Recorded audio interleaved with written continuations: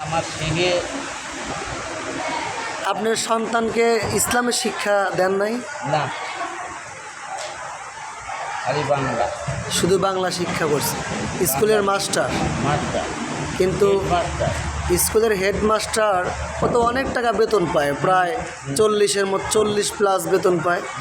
এরপরেও আপনার এই কি খাবেন, আপনি কি খাবারটাই খান, এই খাবারটা তার দেওয়ার মতো অবস্থা নেই। ছোটোবেলা তো কোলে পিঠে করে মানুষ করছেন, মনে হয় না? মাঝে মাঝে বেশি ধান বিক্রি করে, কিন্তু আপনার ছেলের জন্য কি কোনো কথা দর্শকদের উদ্দেশ্যে বলবেন কি না? কি বলবো, আমার ছেলে ও মারিয়ে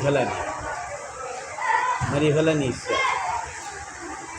তাছাড়া যে ওই জানোর ধনের হাত চলে না, লাঠি বাড়ি গুণা,